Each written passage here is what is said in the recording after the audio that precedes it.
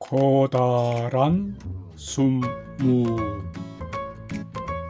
헬린 옥스버리 그림, 알렉세이 톨스토이 글, 박향주 옮김.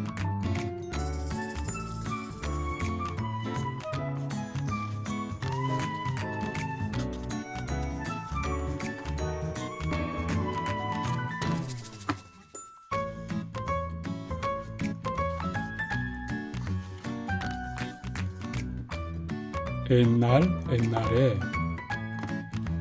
한 할아버지가 조그만 순무씨 하나를 땅에 심고서 순무야, 순무야, 조그만 순무야, 달콤하게 자라렴. 순무야, 순무야, 조그만 순무야, 단단하게 자라렴 했대요.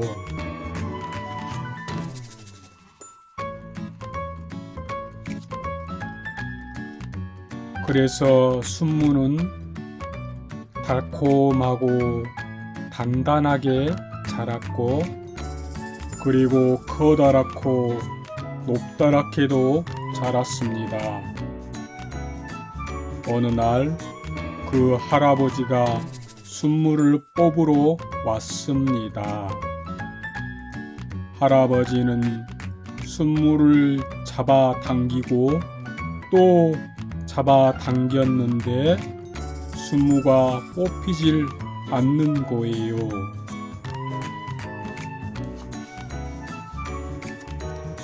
할아버지는 할머니를 불렀습니다.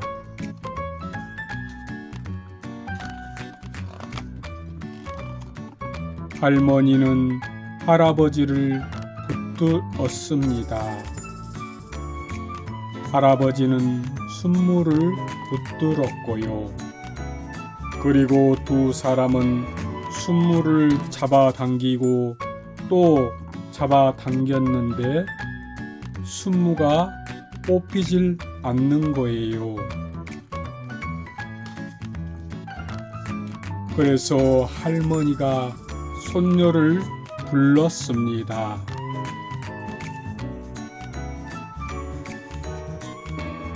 손녀는 할머니를 붙들고 할머니는 할아버지를 붙들고 할아버지는 순무를 붙들었습니다. 그리고 세 사람은 순무를 잡아당기고 또 잡아당겼는데 순무가 뽑히질 않는 거예요.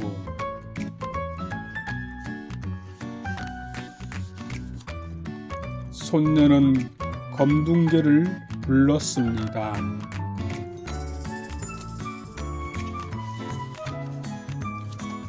검둥개는 손녀를 물고 손녀는 할머니를 붙들고 할머니는 할아버지를 붙들고 할아버지는 순무를 붙들었습니다.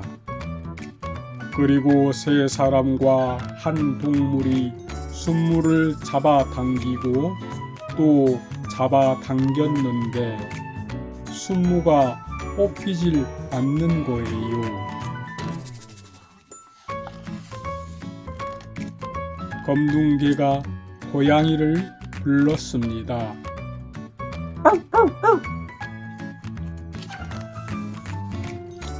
고양이는 개를 물었지요. 개는 손녀를 물고 손녀는 할머니를 붙들고 할머니는 할아버지를 붙들고 할아버지는 순무를 붙들었습니다. 그리고 세 사람과 두 동물은 순무를 잡아당기고 또 잡아당겼는데 그래도 순무가 뽑히질 않는 거예요.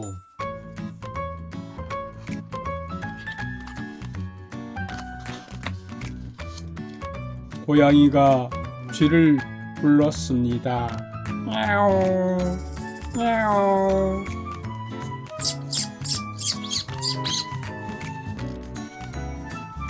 쥐는 고양이를 붙들고 고양이는 개를 물고 개는 손녀를 물고 손녀는 할머니를 붙들고 할머니는 할아버지를 붙들고 할아버지는 순무를 붙들었습니다.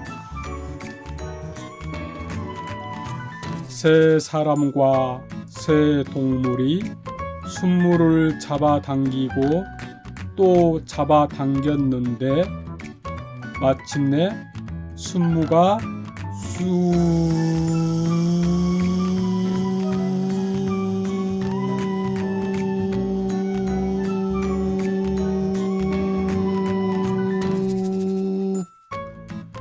뽑혔다는군요.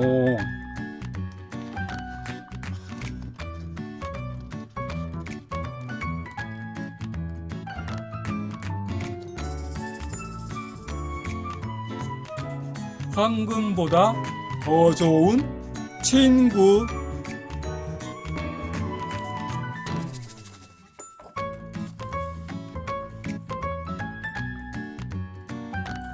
옛날 어느 작고도 작은 마을에 더듬이와 뱅뱅이가 살았어요. 더듬이는 항상 두 손을 더듬더듬 거렸지요. 왜냐하면 장님이었어요. 뱅뱅이는 벌떡 일어나서 성큼성큼 걷지를 못했어요.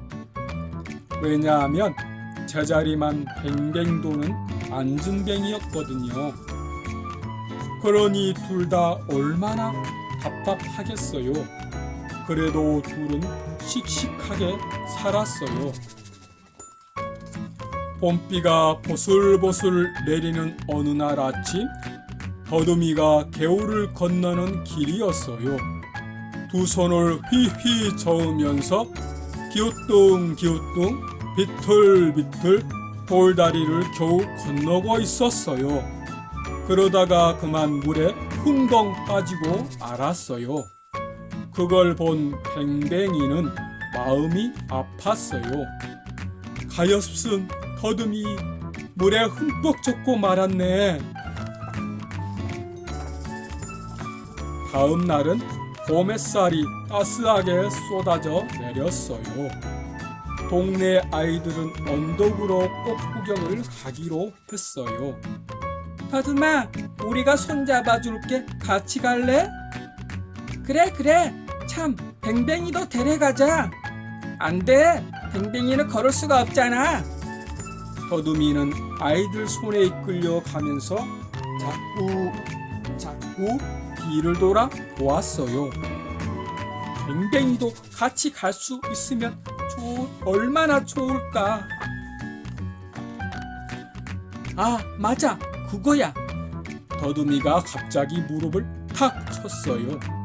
그리고 휘적휘적 뱅뱅이를 찾아갔어요. 뱅뱅아, 내가 너의 튼튼한 다리가 되어줄게. 그러면 어디든지 갈 수 있을 거야. 좋아, 그럼 나는 너의 눈이 되어줄게. 그러면 무엇이든 볼 수 있잖아. 더듬이가 뱅뱅이를 훌쩍 업었어요. 이제 둘이 한 몸이 되어서 한 사람은 눈이 되고 한 사람은 다리가 된 거예요. 자, 어디로 갈까? 앞으로 성큼성큼 가다가 오른쪽으로 휙 돌아서 개울을 깡총 건너면 돼. 더듬이는 뱅뱅이의 말대로 앞으로 성큼성큼 가다가 오른쪽으로 휙 돌아서 개울을 깡총 건넜어요. 뱅뱅이는 더듬이의 다리로 개울도 건너고 언덕도 오르고 멀리 꽃 구경도 갈 수 있었어요. 꾀꿀 깨꿀 깨깨꿀. 어디선가 아름다운 새 소리가 들리는 거예요. 저건 무슨 소리지? 더듬이가 소리나는 쪽을 두리번거리며 물었어요. 저건 노란 깃털을 가진 작고 예쁜 새야. 더듬이는 뱅뱅이의 눈으로 구름도 보고 나무도 보고 냉이꽃도 보고 개미도 보았어요. 둘은 꼬불꼬불 오솔길을 흥얼흥얼 콧노래를 부르면서 한참을 갔어요. 휴, 힘들어. 여기서 잠시 쉬자. 더듬이는 활짝 핀 진달래 한가운데에 뱅뱅이를 내려놓았어요. 뱅뱅이는 이쪽 꽃을 따서 친구 입에 한 움큼, 저쪽 꽃을 따서 자기 입에도 한 움큼 넣었어요. 우물우물 천천히 씹어봐. 참 향기롭지? 그런데 아까부터 좀 떨어진 바위 밑에서 돌 하나가 번쩍번쩍 거리는 거예요. 뱅뱅이가 고개를 빼고 가만히 보니까 글쎄 큰 금덩어리가 아니겠어요? 저것만 있으면 금방 부자가 될 텐데. 하지만 우리는 둘인데 금덩어리 하나잖아. 뱅뱅이는 곰곰이 생각을 했어요. 에라, 그냥 두고 가자. 저 금덩어리가 있으면 욕심이 생겨서 친구를 잃을지도 몰라. 대신 뱅뱅이는 자기들보다 더 가난한 사람을 만나면 금덩어리가 있는 곳을 가르쳐 주기로 마음먹었어요. 둘은 다시 한 몸에 되어서 산길을 내려왔어요. 한참을 가다 보니 왁작지껄한 시장이었어요. 더듬이와 뱅뱅이는 잠시 따로 두 몸이 되었어요. 찰캉찰캉 엿사시오. 찰캉찰캉 돌에 막다 하나 주고도 모르는 호박엿이요. 더듬이는 엿장수 가위 소리가 듣고 있었어요. 둥글둥글 항아리 파는 아저씨, 매끈매끈 옷감 사는 아줌마, 쪽쪽 엿가락 따는 아이들. 뱅뱅이는 여기저기 사람들을 구경했어요. 그러다가 뱅뱅이는 마침 꼬지 하나를 보았어요.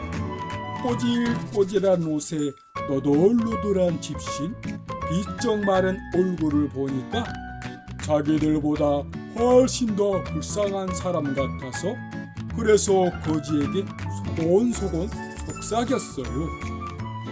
저 산 고개마루 큰 바위 밑에 금덩어리가 있어요. 금이라고 나를 놀리는 거냐? 에이, 못된 녀석 같으니라고. 거지는 오히려 뱅뱅이에게 호통을 쳤어요. 거지는 그냥 갈까 하다가 그래도 혹시나 하고 그 바위 밑으로 가보았어요. 그런데 정말 둥글둥글 누런 곳이 번쩍번쩍 했어요. 정말 금덩어리잖아. 저것만 있으면 평생 일을 안 해도 놀면서 편하게 살 수 있겠는걸? 거지는 신이 나서 단숨에 달려갔어요. 그런데 금덩어리가 꿈틀꿈틀 움직였어요. 가까이 가보니 글쎄 큰 구렁이 한 마리가 또아리를 틀고 혀를 낼름낼름거리고 있었어요. 아이쿠 깜짝이야, 호랑이잖아. 화가 난 거지는 호랑이를 두 동강 내버렸어요. 거지는 생각할수록 그 안전뱅이가 괘씸했어요. 그래서 헐레벌떡 산을 내려왔어요. 그리고 뱅뱅이를 찾아 등을 철썩철썩 때렸어요. 연아, 내 눈에는 구렁이가 금덩어리로 보이니? 요 거짓말쟁이. 거짓말이 아니에요. 분명히 금덩어리였어요. 그럼 가서 봐. 두 동강 난 구렁이가 있나 황금이 있나. 거지는 불부락 푸르락 화를 내면서 가버렸어요. 뱅뱅이는 고개를 갸웃갸웃 거렸어요. 분명히 금덩어리였는데. 뱅뱅아, 저 사람이 왜 너를 때리는 거야? 그제야 뱅뱅이는 아까 고갯마루 큰 바위 밑에서 본 황금 이야기를 더듬이에게 해주었어요. 둘은 다시 그곳으로 가보았지요. 그런데 바위 밑에는 주먹만한 금덩어리 2개가 눈부시게 빛나고 있었어요. 고무신 기차.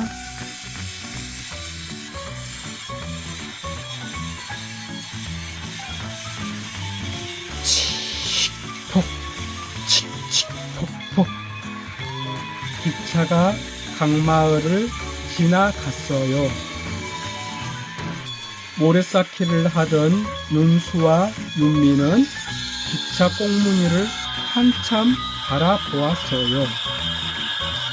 오빠, 기차 타고 외가 가고 싶어. 오빠가 데려다 줄게. 정말? 윤미가 손뼉을 치며 좋아했어요. 윤수와 윤미는 모래를 타내고 다지며 긴 기찻길을 만들었어요. 오빠, 정말 기차 타는 거야? 그럼 오빠만 믿어. 윤수가 한쪽 고무신 뒤쪽을 다른 고무신 앞쪽에 끼워 넣었어요. 와, 기차다. 고무신 기차. 오빠 꼭 마술사 같아. 윤미는 오빠를 신기한 듯 바라보았어요.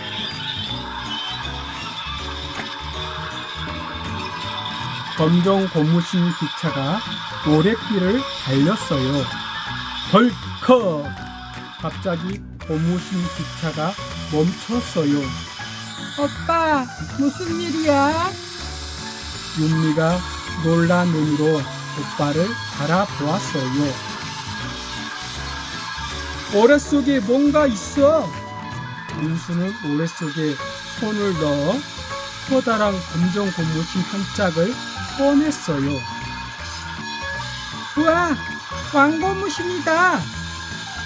오빠, 우리 이것도 기차 만들자.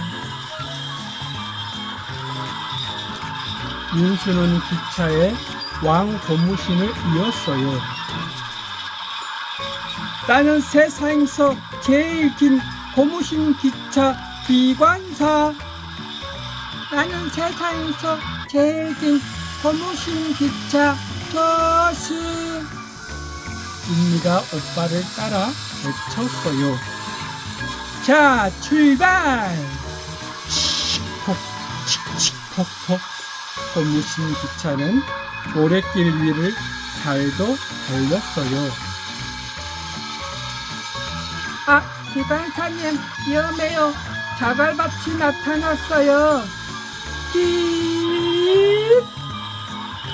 걱정 말아요, 조수. 다른 차로 가면 되지. 이렇게 구부려서 이렇게 놓으면.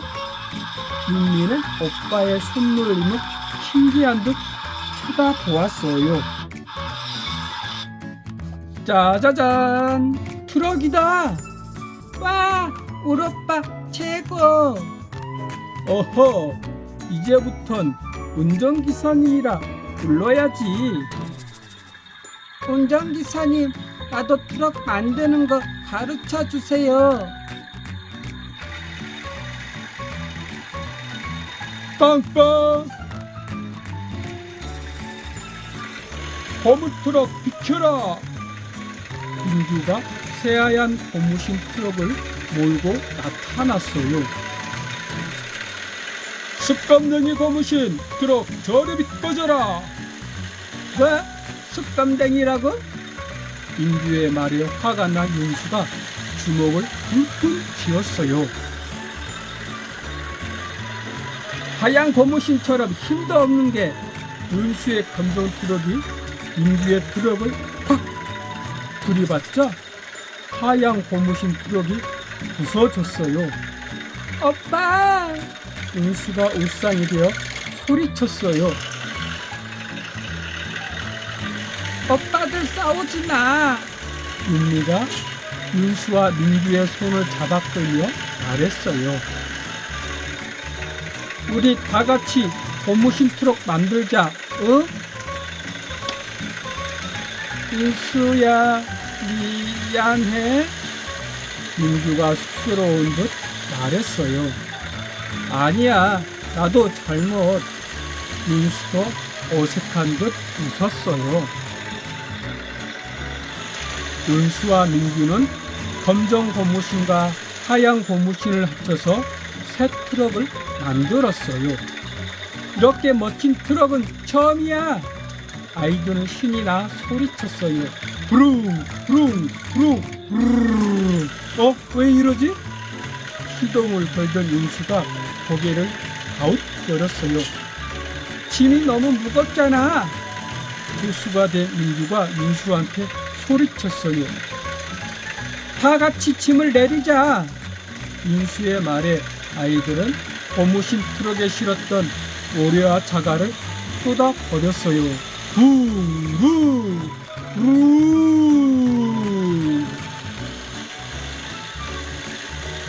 운전기사, 저기 좀 봐.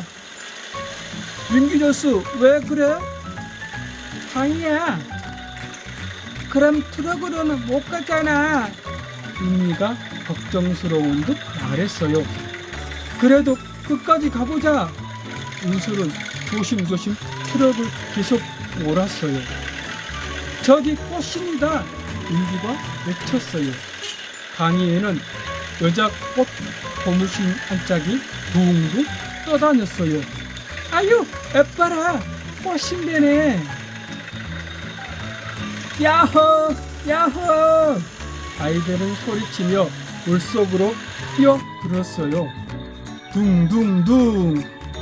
꽃신배 타고 바다까지 가자. 와! 이번에는 내가 선장. 민규가 손을 번쩍 치켜들며 소리쳤어요. 그럼 난 부선장. 난 어여쁜 조수. 오빠 거기 때야. 윤미가 소리쳤어요. 저기 각시붕어다. 버들붕어도 있어. 아이들은 고기를 쫓아 물속을 첨벙첨벙 뛰어다녔어요.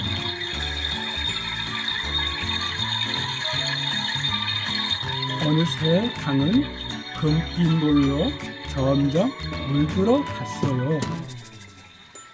윤수야!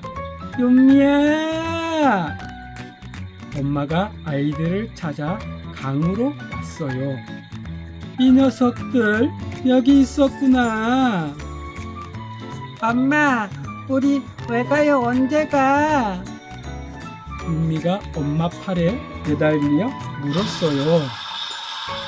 왜? 할머니 보고 싶니? 윤미와 윤수가 고개를 끄덕거렸어요. 그럼 여름이 다 가기 전에 꼭 다녀오자. 엄마와 아이들은 모래파를 천천히 걸어 나왔어요. 짧아진 바지.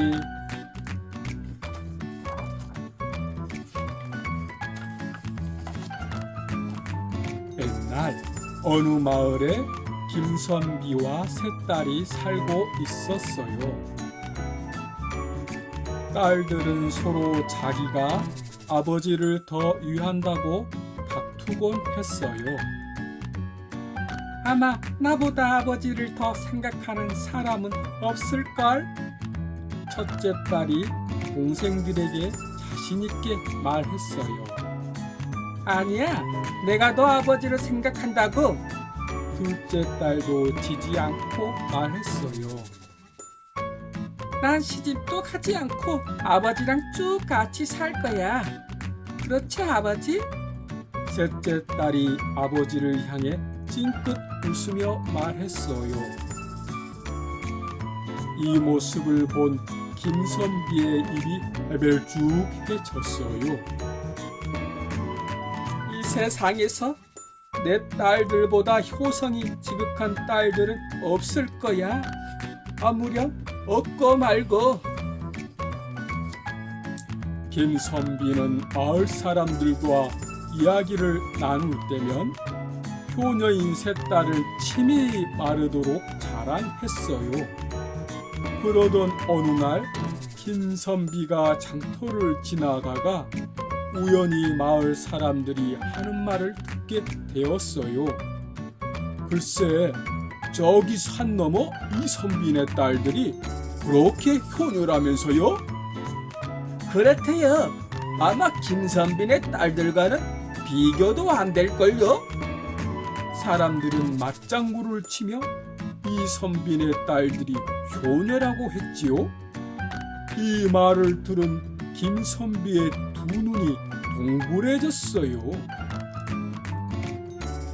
대체 이 선비네 딸들이 얼마나 효녀길래 저런 소문이 났을까?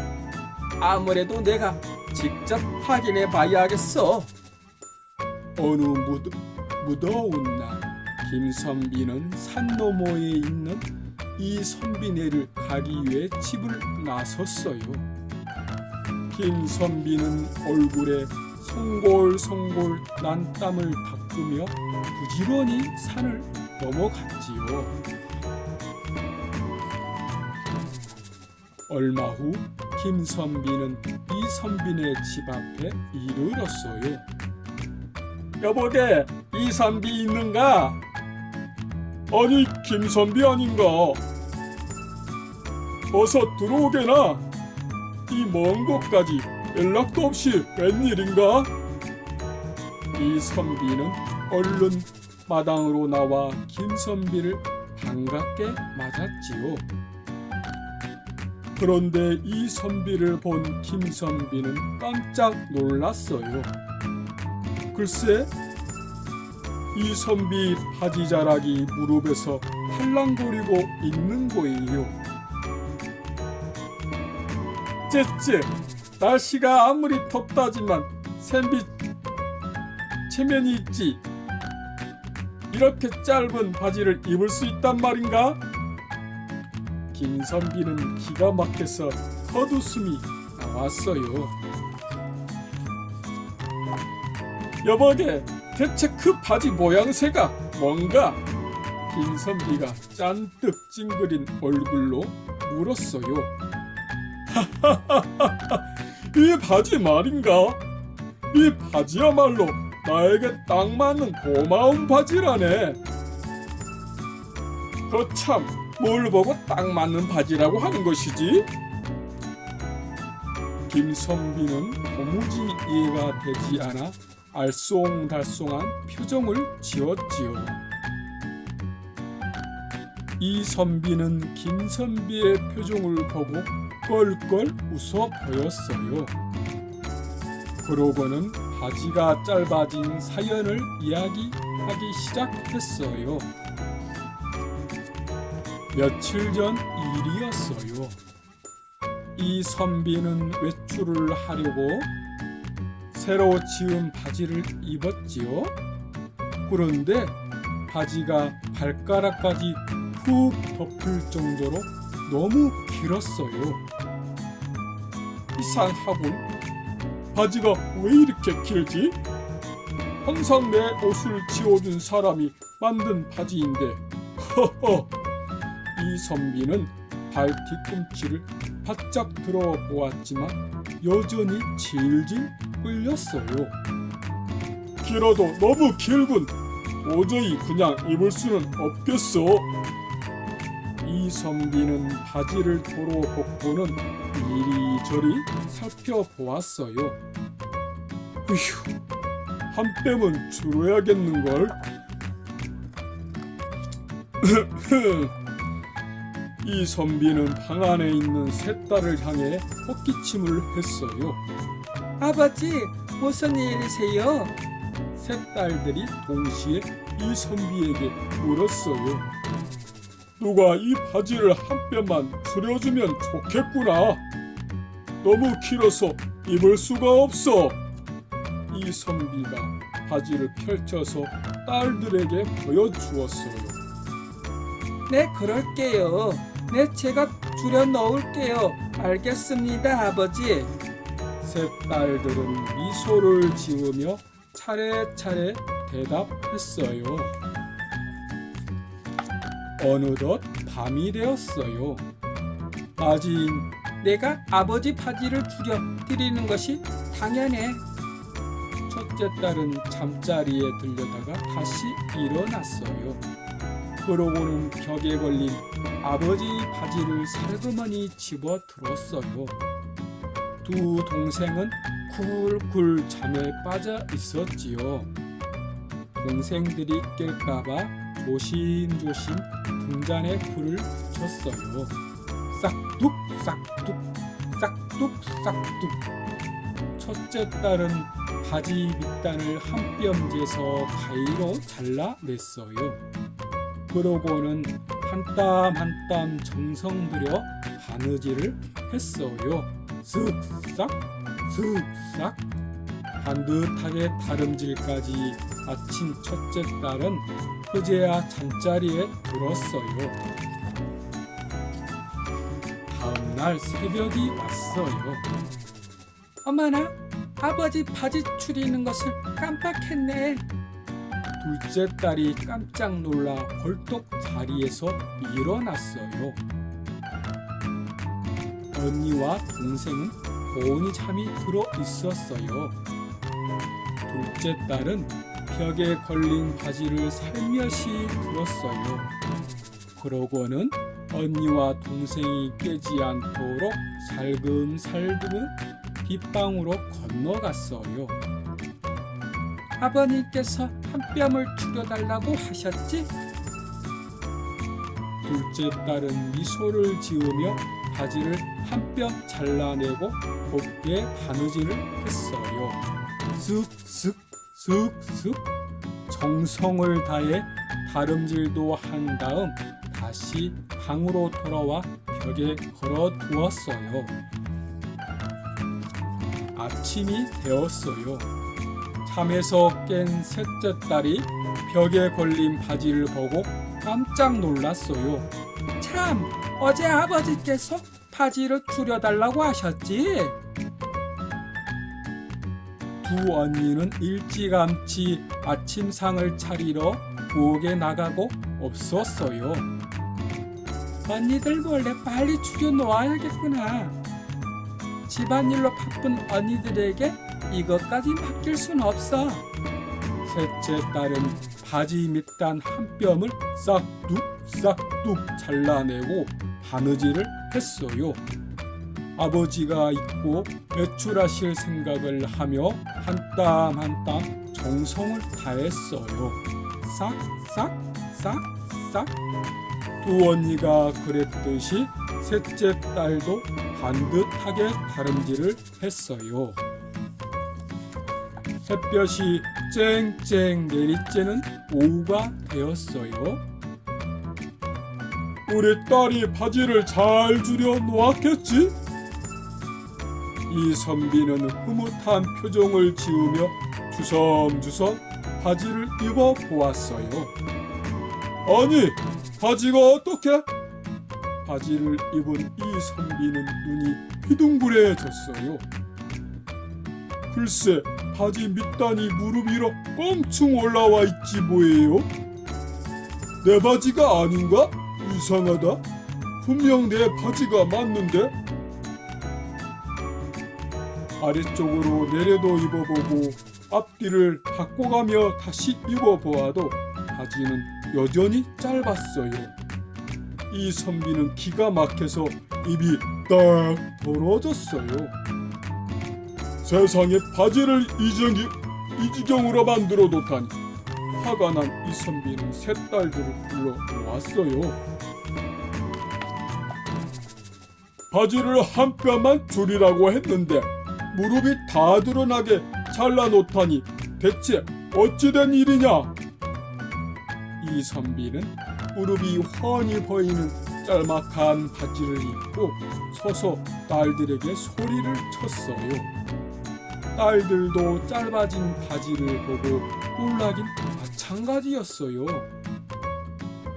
제가 어젯밤에 분명히 한 뼘을 줄였는데 어찌된 영문인지 모르겠어요. 정말 이상하네요. 첫째 딸이 고개를 까욱거리며 말했어요. 한 뼘을 줄였는데 이렇게 짧을 수 있느냐? 첫째 딸의 말을 들은 둘째 딸은 깜짝 놀라며 말했어요. 죄송해요 아버지. 전 언니가 줄여놓은 줄도 모르고 새벽에 한 뼘을 또 줄였어요. 둘째 딸이 고개를 푹 숙이며 어쩔 줄 몰라 했어요. 어머 그게 정말이야? 이를 어째? 놀란 첫째 딸이 눈을 동그랗게 뜨고 둘째 딸을 보았어요. 아니 너도 줄였다는 것이냐? 한숨을 내쉬며 서 있던 셋째 딸이 머뭇거리며 말했어요. 죄송해요 아버지. 언니들이 줄여놓은 것을 모르고 제가 아침에 또 한 뼘을 줄여놓았어요. 다 제 잘못이에요. 셋째 딸은 어찌할 바를 몰라 울먹거렸어요. 그러자 언니들이 앞다퉈 말했어요. 아니에요 아버지. 다 제 잘못이에요. 가만히 듣고 있던 이선비는 껄껄거리며 웃기 시작했어요. 한참을 웃던 이선비는 세 딸들의 손을 잡았어요. 얘들아, 너희들이 줄여놓은 이 바지야말로 내게 꼭 맞는 바지구나. 아니에요. 저희가 새 바지를 망쳐놓은걸요. 세 딸은 죄송스러워하며 어쩔 줄을 몰라 했어요. 아니다. 아비를 생각하는 너희 마음이 이렇게 깊은 줄 몰랐구나. 이 선비는 눈물을 글썽이며 세 딸들을 꼭 안아주었어요. 고맙습니다 아버지. 아버지의 따뜻한 품에 안긴 세 딸들도 눈물을 흘렸어요. 이 세상에서 나만큼 행복한 사람은 없을 게야. 그렇고 말고. 이 선비는 세 딸들을 토닥이며 흐뭇하게 웃었어요. 이 선비의 이야기를 들은 김선비는 고개를 끄덕였어요. 그리고 김선비는 그 길로 부랴부랴 집으로 돌아왔어요. 오는 길에 긴 바지 한 벌도 사왔고요.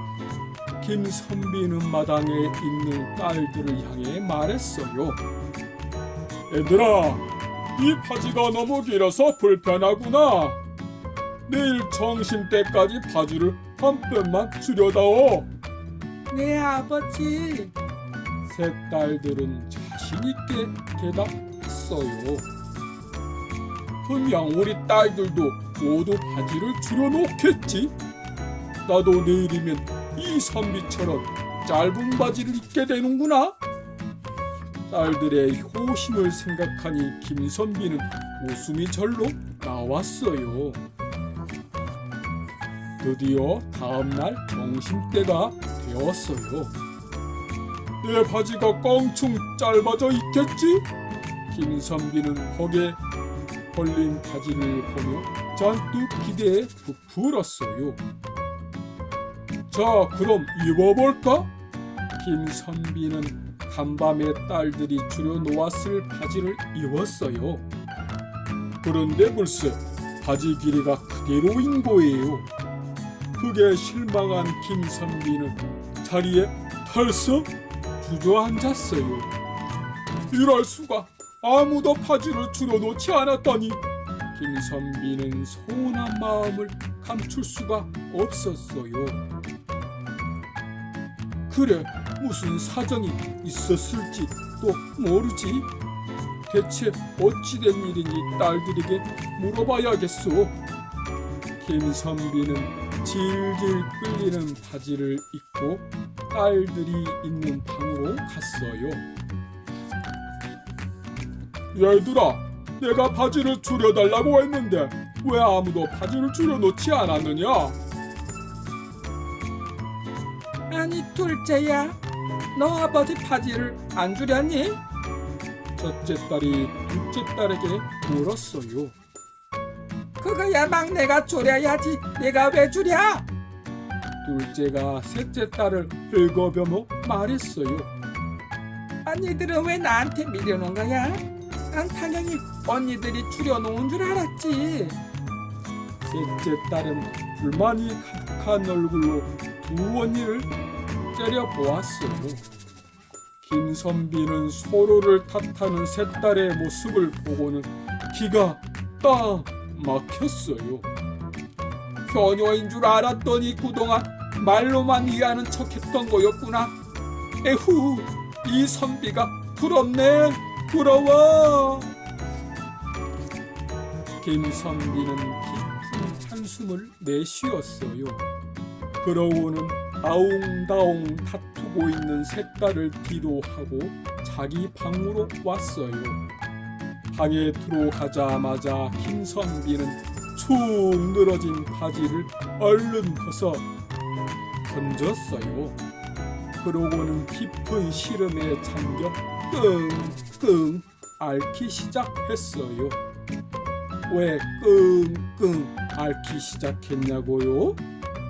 짧아진 바지를 입고 행복해하던 이 선비의 모습이 눈에 아른거려 배가 아파 견딜 수가 없었어요. 눈 다래끼 팔아요.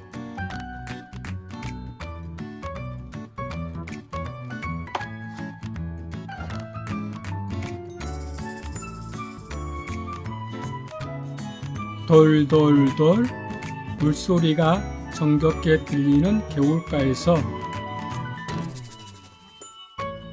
순옥이가 공깃돌을 줍고 있어요.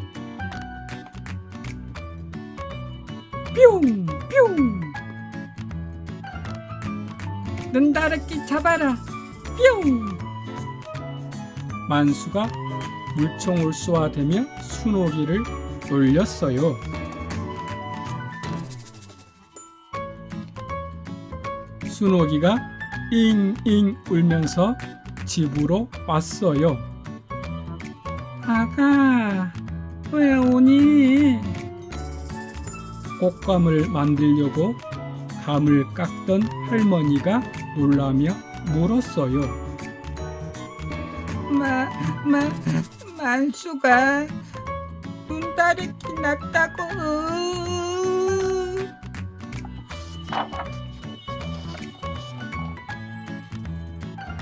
그때 곱게 차려입은 만수 엄마가 마당으로 들어섰어요. 순옥이 할머니, 사진 찍으러 가세요. 사진이라니? 할머니가 달갑지 않게 물었어요. 사진사가 온 걸 아직 모르셨어요? 이참에 순옥이도 사진 한 방 찍어주세요. 한껏 달뜬 만수 엄마가 할머니와 순옥이의 손을 잡아 끌었어요.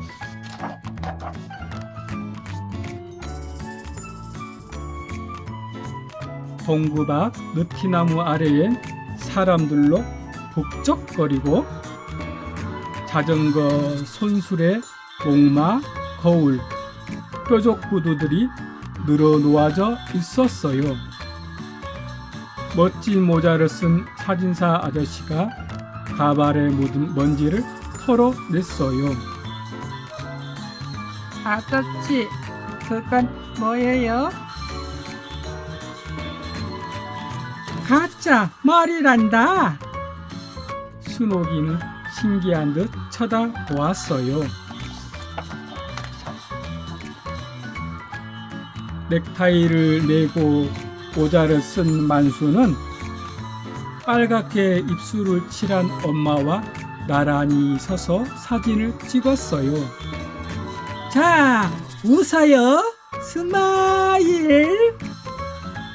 잔뜩 긴장한 만수가 그만 눈을 깜빡 떴어요. 잠깐, 다시 눈 크게 뜨고 하나, 둘, 셋. 턱 소리와 함께 연기가 피어올랐어요. 아주 잘했어요. Very good. 만수는 멋쟁이 꼬마 신사 같은걸. 사진사 아저씨의 칭찬에 만수가 어깨를 으쓱대자 순옥이는 입을 삐쭉 버렸어요. 드디어 순옥이와 할머니가 사진기 앞에 섰어요. 아이고, 하필이면 예쁜 눈에 다래끼가 났네. 사진사 아저씨가 순옥이를 보며 안타까운 듯 고개를 저었어요. 사진사 양반, 눈 다래끼는 빼고 찍어주시구려. 하하, 할머니도 참 콧구멍을 빼고 코만 찍을 수 있나요? 사진사 아저씨 말에 동네 사람들이 한바탕 웃었어요.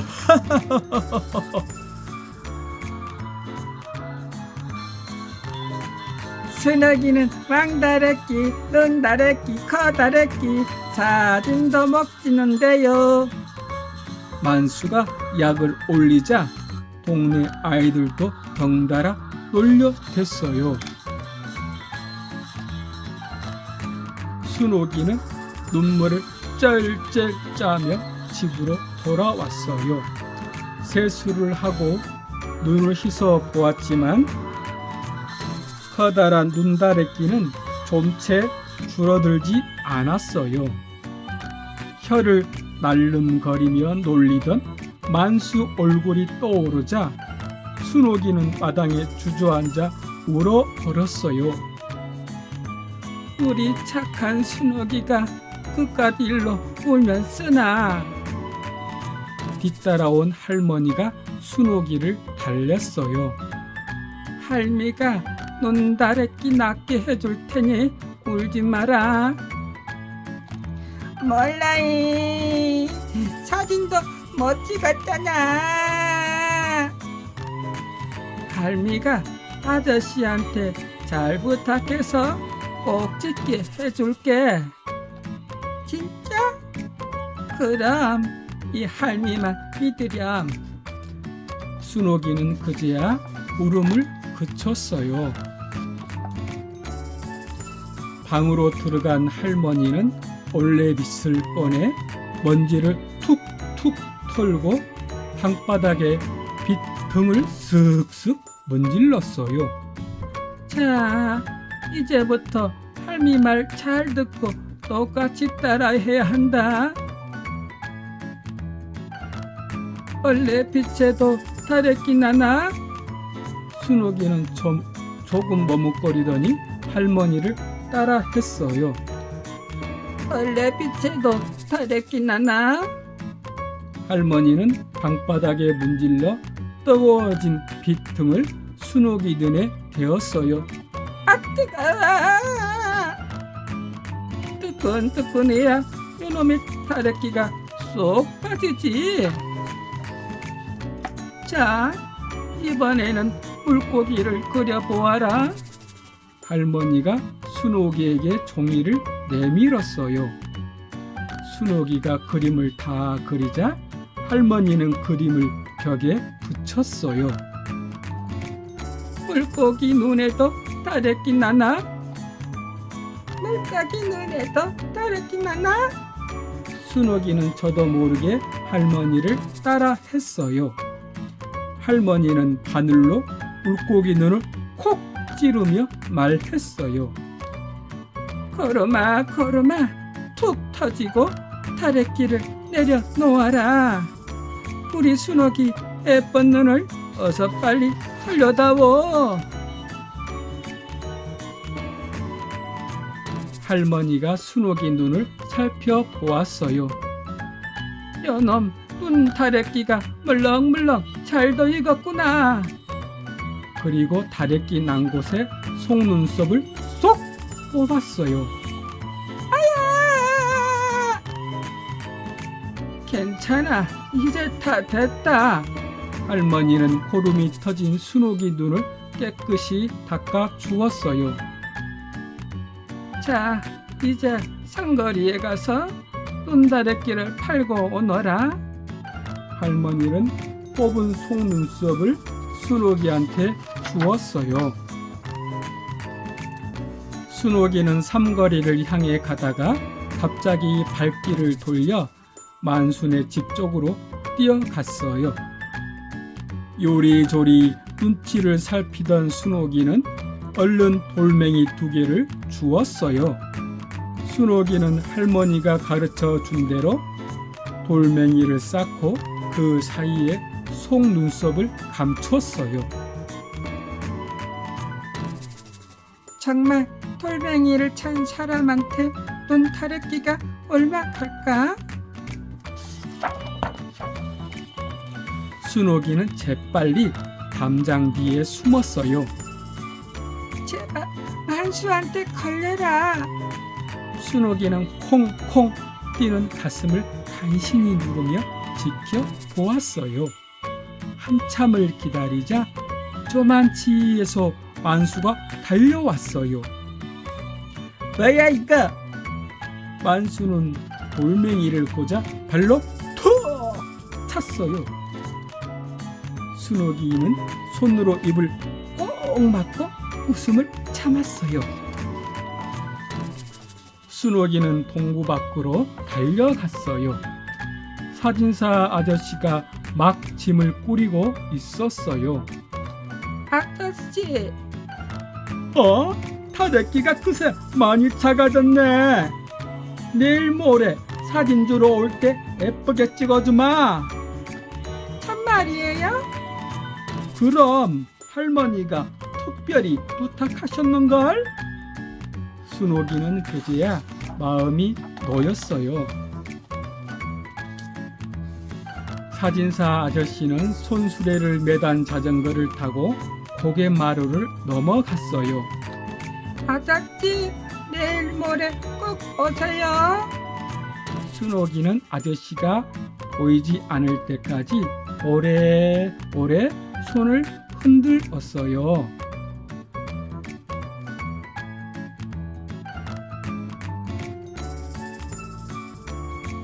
효자와 눈썹 없는 호랑이.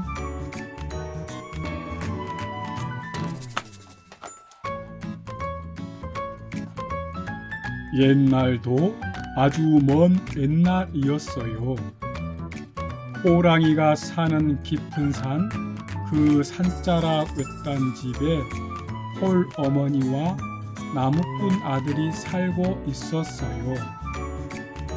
아들은 산에서 나무를 베어 장에 내다 팔았어요. 그래서 두 식구가 겨우 먹고 살았는데 이 아들이 효자 중에 효자였어요. 어머니에게는 늘 소복소복 따뜻한 밥과 맛난 반찬을 해드렸어요. 그리고 항상 깨끗한 옷을 입혀 드렸지요. 그러자면 자기는 남은 찬밥덩이나 물에 몰아 후루룩 먹지 않았겠어요? 하지만 아무리 고생스러워도 아들은 싱글싱글 웃는 낯으로 어머니를 잘 모셨어요. 그런데 글쎄 어느 날부터 어머니가 병에 걸려 시름시름 앓기 시작했어요. 사흘 동안 눈이 펄펄 내려 지붕도 들판도 산도 모두 다 하얗게 변한 겨울이었지요. 누워있던 어머니가 말했어요. 애야, 산딸기가 먹고 싶구나. 산딸기만 먹으면 내 벌떡 일어나 앉을 수 있겠다만. 그러나 한겨울에 산딸기가 어디 있겠어요. 그래도 아들은 발이 푹푹 빠지는 눈 덮인 산을 이리저리 헤매고 다녔어요. 기어이 산딸기를 찾으려고 말이에요. 눈발이 얼굴을 마구 때렸지요. 발도 손도 꽁꽁 얼었어요. 마침내 더 이상 걷지도 못하게 되었을 때예요. 갑자기 눈앞에 꽃이 가득 핀 작은 밭이 나타났어요. 이상하게 그 꽃밭 위로는 눈도 내리지 않았지요. 마치 따뜻한 봄날인 듯 그 자리만 말이에요. 그 신비한 꽃밭 한가운데 빨간 산딸기가 탐스럽게 열려있지 뭐예요. 아들은 산딸기를 정성스럽게 따서 조심조심 집으로 돌아왔어요. 어머니는 너무 기뻐했지요. 이 겨울에 산딸기를 정말 구해오다니 고맙구나. 하지만 어머니의 병은 갈수록 깊어졌지요. 아들은 용하다는 의원을 모셔왔어요. 찬찬히 어머니를 살펴본 의원이 고개를 가로저었어요. 자네 어머니의 병은 살아있는 호랑이의 눈썹을 다려 먹어야만 낫는 희귀한 병이라네. 호랑이 눈썹을 대체 무슨 수로 구하겠나? 아들은 보찜을 싸서 둘러매고 산으로 들어갔어요. 자기 목숨을 버리고서라도 어머니를 구하리라 굳게 결심하고서 말이에요. 하루, 이틀, 사흘, 호랑이가 산다는 골짜기로 점점 더 깊이 들어갔지 뭐예요. 한 고개 넘고 두 고개 넘고 세 고개 넘으니 어흥 하는 호랑이 울음소리가 골짜기에 울리지 뭐예요. 아들은 호랑이를 찾아 두리번거렸어요. 그 순간 호랑이는 한 마리가 눈을 부릅뜨고 달려드는데 눈에서는 불길이 이글대는 것 같았지요.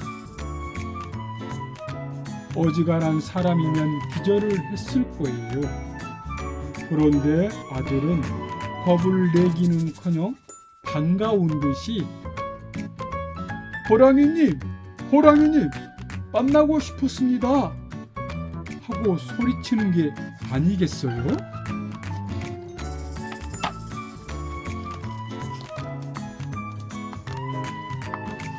뭐 이런 놈이 다 있나 하고 가우뚱 쳐다보는 호랑이에게 아들은 사정 이야기를 했어요.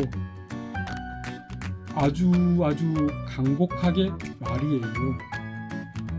호랑이님의 눈썹을 얻어 우리 어머니 약으로 드릴 수만 있다면, 그렇게 해서 어머님이 살아나실 수만 있다면 저는 기꺼이 호랑이님의 밥이 되겠습니다.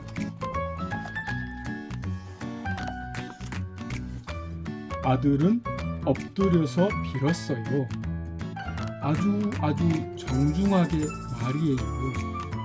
그런데 그 모습을 가만히 지켜보던 호랑이가 갑자기 눈물을 철철 풀리지 뭐예요?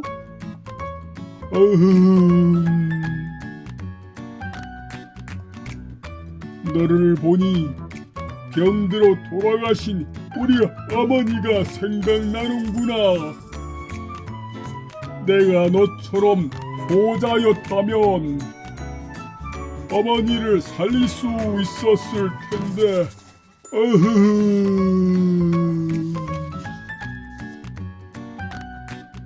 호랑이가 등을 납작 낮췄어요. 아들더러 올라타라는 거겠지요. 아들이 호랑이 등에 올라타니 호랑이가 쌩 하고 바람처럼 빨리 달렸어요. 아들이 사흘 걸려 넘은 산고개를 단박에 넘지 뭐예요? 하나, 둘, 셋 할 동안 말이에요. 효자를 태운 호랑이는 금세 산자락집에 닿았어요. 호랑이는 북달아 눈썹을 뚝뚝 떼더니 아들에게 줬어요. 호랑이 눈썹을 받아 든 아들은 큰절을 했지요. 호랑이님, 문 밖에서 잠시만 기다려 주십시오. 어머니께 이 눈썹을 타려 들은 후에 나올 테니 그때 저를 잡아먹으십시오. 그런데 눈썹폼 없는 호랑이가 고개를 흔들었어요. 아니다, 아니야. 나는 내게서 큰 걸 배웠어. 나는 앞으로 사람만은 절대로 잡아먹지 않을 테다. 그럼 어머니 모시고 잘 살아라. 호랑이는 올때처럼 휙 달려나가더니 금방 보이지 않았지요. 호랑이 눈썹을 다려먹고 어머니는 거뜬하게 나았어요. 그 후 아들은 해마다 겨울이면 귀한 꽃과 산딸기를 장에 내다 팔아 잘 살았지요. 왜? 그 봄날 같은 꽃밭 있었잖아요. 효자에게만 보이는 꽃밭이었거든요. 그리고 참, 혹시 눈썹 없는 호랑이를 만나거든 효자를 도와준 착한 호랑이라고 생각하면 틀림없이 맞을 거예요. 끝.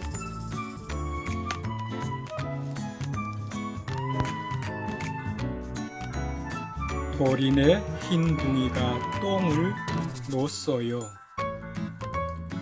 골목길 담밑 구석 쪽이에요. 흰 둥이는 조그만 강아지니까 강아지 똥이에요.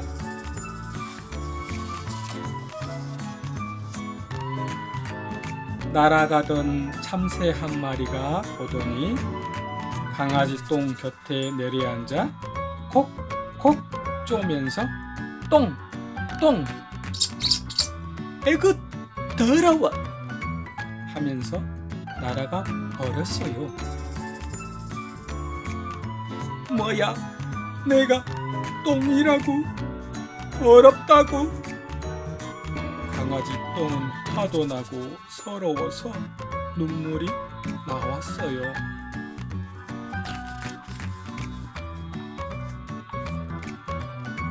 바로 저만치 소달구지 바퀴 자국에서 뒹굴고 있던 흙덩이가 곁눈질로 흘금 쳐다보고 빙긋 웃었어요. 뭐 때문에 웃니 넌? 강아지 똥이 화가 나서 대들듯이 물었어요.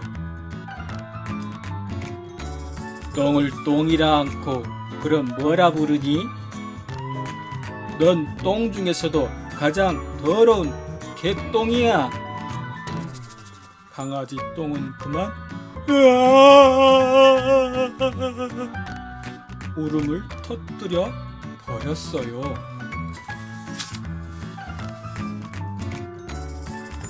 한참이 지났어요.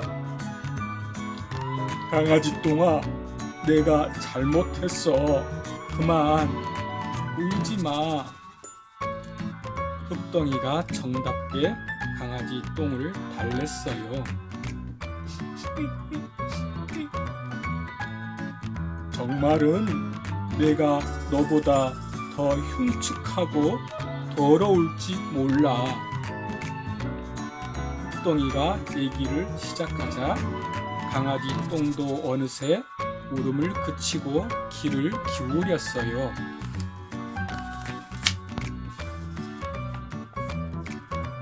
본래 나는 저쪽 산비탈 밭에서 곡식도 가꾸고 채소도 키웠지. 여름엔 보랏빛, 하얀빛 감자꽃도 피우고.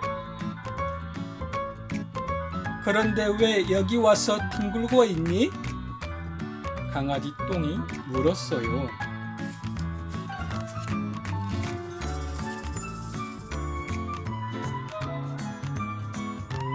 내가 아주 나쁜 짓을 했거든.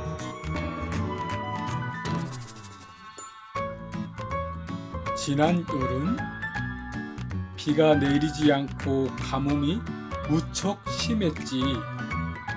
그때 내가 키우던 아기 고추를 끝까지 살리지 못하고 죽게 해 버렸단다. 어머나, 가여워라.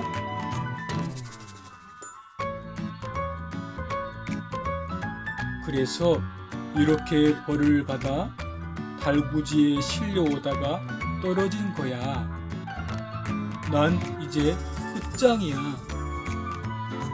그때 저쪽에서 소달구지가 덜컹거리며 오더니 갑자기 멈추었어요.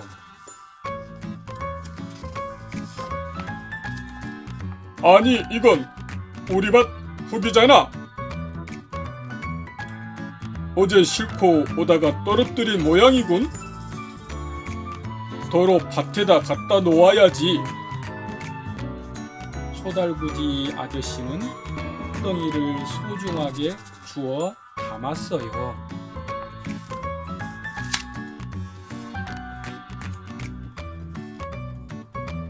소달구지가 흙덩이를 싣고 가버리자 강아지 똥 혼자 남았어요.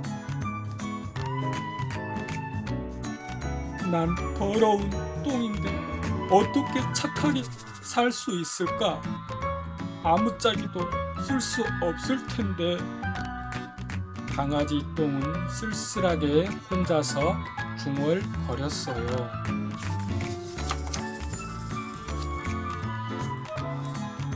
겨울이 가고 봄이 왔어요. 어미닭 한 마리가 병아리 12마리를 데리고 지나다가 강아지 똥을 들여다 봤어요. 앞만 봐도 먹을 만한 건 아무것도 없어. 모두 찌꺼기뿐이야. 어미닭이 고개를 절레절레 흔들며 그냥 가 버렸어요.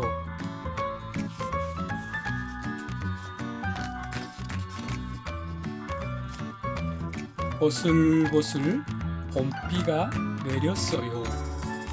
강아지 똥 앞에 파란 민들레 싹이 돋아났어요. 너는 뭐니? 강아지 똥이 물었어요. 난 예쁜 꽃을 피우는 민들레야. 얼마만큼 예쁘니? 하늘에 별만큼 고우니? 그래, 방실방실 빛나. 어떻게 그렇게 예쁜 꽃을 피우니? 그건 하나님이 비를 내려주시고 따뜻한 햇빛을 쬐어주시기 때문이야. 그래? 그렇구나. 강아지 똥은 민들레가 부러워 한숨이 나왔어요. 그런데 한 가지 꼭 필요한 게 있어. 민들레가 말하면서 강아지 똥을 봤어요. 내가 거름이 돼줘야 한단다. 내가 거름이 되다니? 내 몸뚱이를 고스란히 녹여 내 몸속으로 들어와야 해. 그래야만 별처럼 고운 꽃이 핀단다. 어머나, 그러니? 정말 그러니? 강아지 똥은 얼마나 기뻤던지 민들레 싹을 힘껏 껴안아 버렸어요. 비는 사흘 동안 내렸어요. 강아지 똥은 온몸이 비에 맞아 자디잘게 부서졌어요. 부서진 채 땅속으로 스며들어가 민들레 뿌리로 모여들었어요. 줄기를 타고 올라가 꽃봉오리를 맺었어요.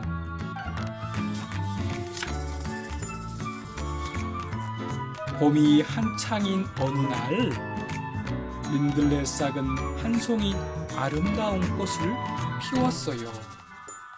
향긋한 꽃 냄새가 바람을 타고 퍼져 나갔어요.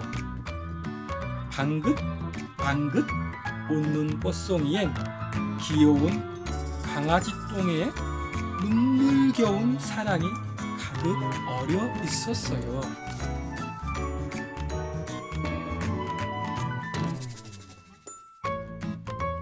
좁쌀 한 톨로 장가든 총각.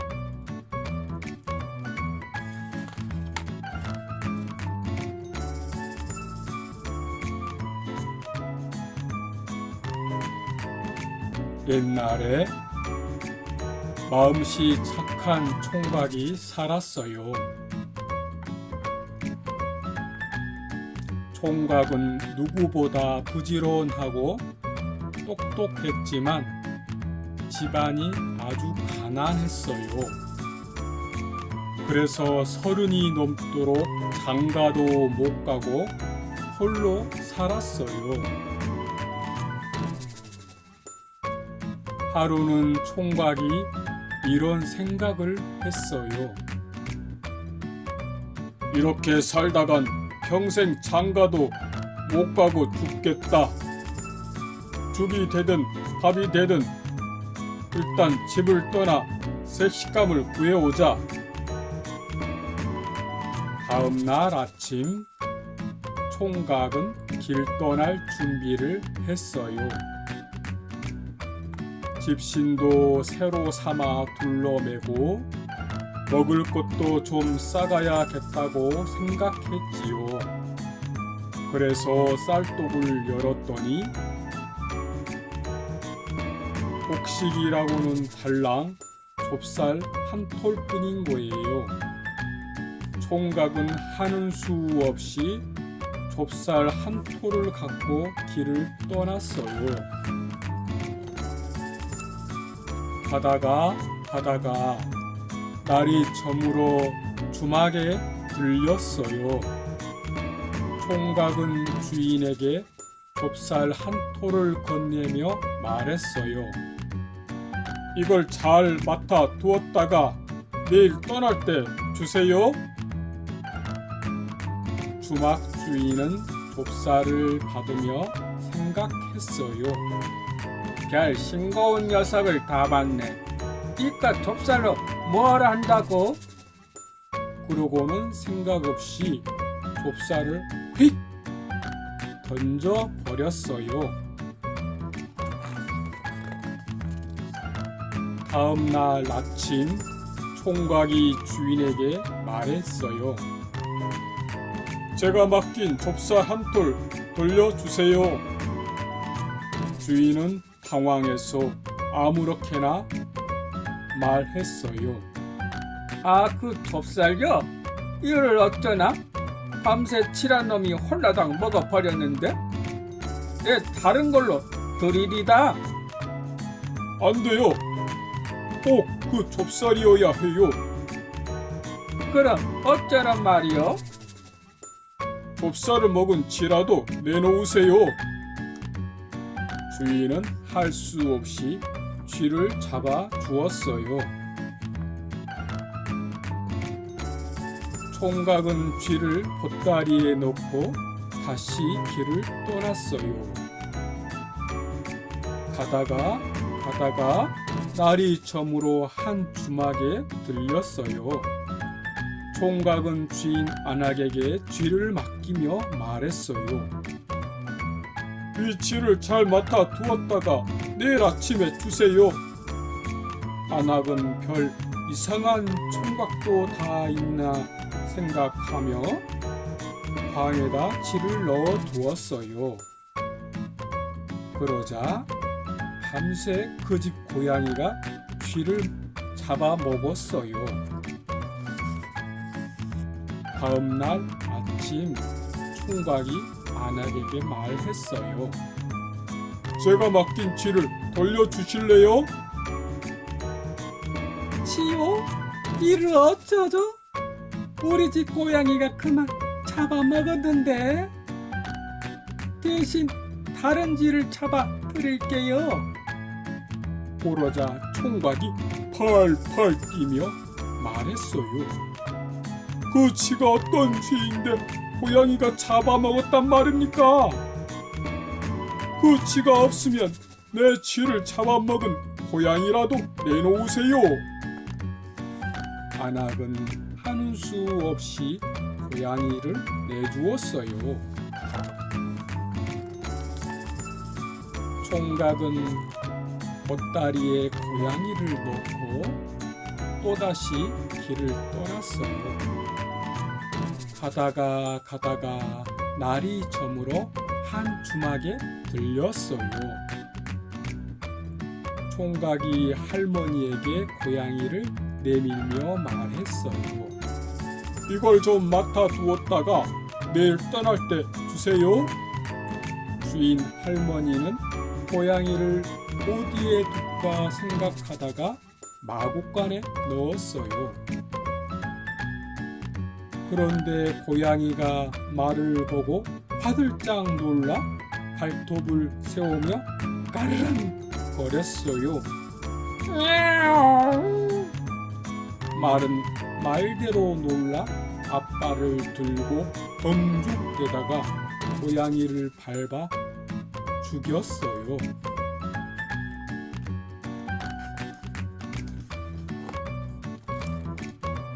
다음 날 아침 총각이 고양이를 달라고 했어요.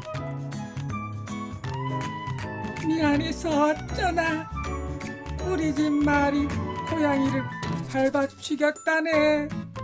내가 얼른 다른 고양이를 구해드리리다. 그러자 총각이 팔짝팔짝 뛰며 말했어요. 그게 어떤 고양인데 밟아 죽였단 말입니까? 다른 고양이는 필요 없어요. 내 고양이를 돌려주세요. 이미 죽은 고양이를 어쩌란 말인가? 그럼 고양이를 죽인 말이라도 주세요. 할머니는 하는 수 없이 말을 내주었어요. 총각은 말을 타고 가다가 주막에 들어 말을 맡겼어요. 주인은 말을 마구간에 묶어 놓으려 했지만 그날따라 빈자리가 없는 거예요. 주인은 할 수 없이 외양간에다 말을 넣었어요. 그러자 말이 소를 보고 놀라서는 앞발을 치켜들고 히히히 울어댔어요.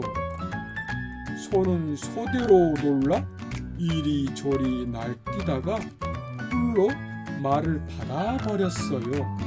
우! 다음날 주인이 쪼르르 달려와 말했어요. 아이고 죄송합니다. 사실은 저희 집 소가 말을 뿔로 받아 죽였답니다.